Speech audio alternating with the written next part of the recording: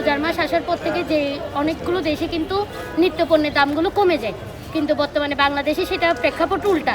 যে রমজান মাস আসার আগের থেকেই দ্রব্যমূল্যের যে দাম তার প্রতিনিয়ত ডবল ট্রিপল হয়ে যাচ্ছে। 115 টাকা হয়েছে মনে করেন তেলের লিটার, 590 টাকা প্যাকেজ দেখলে 600 টাকা ভাইয়া।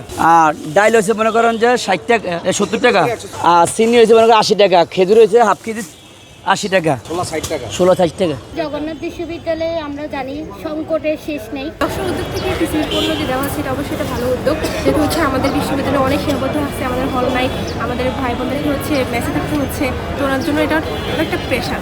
যেহেতু রমজান মাস, তো আমাদের এমনি একটা আমরা জানি যে আমাদের বাজারে সব কিছুর দাম বৃদ্ধি পাই, তো এই অবস্থায় যে আমাদের টিসিবি থেকে অনেক কম দামে বা সুলভ মূল্যে আমাদেরকে দিচ্ছে, এটা অবশ্যই আমাদের সবার জন্য হেল্প হচ্ছে।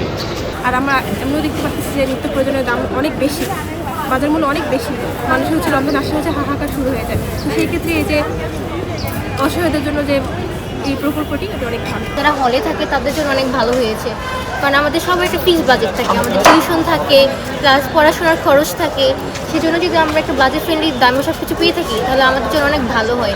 আর এটা যদি একটা কম আকার আসতেছে, সেই জন্য আমাদের রোজার বাজারটার সাথে আসায় আমাদের জন্য খুব সুবিধা হচ্ছে, যে বারবার বাইরে যেতে হচ্ছে না, জিনিসগুলো আনতে হচ্ছে না, আর এগুলোর কোয়ালিটি খুব ভালো।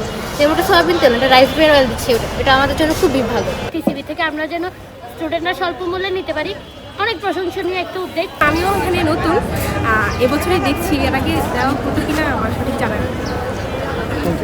কারণ এমনিতে আমাদের হল নাই, আমরা মেসে থাকি, তো এমনি আমাদের অনেক খরচ হয়, তো আমরা খুবই অল্প টাকায় ভালো ভালো প্রোডাক্ট পাচ্ছি, এরকম ভালো, সবার জন্য ভালো।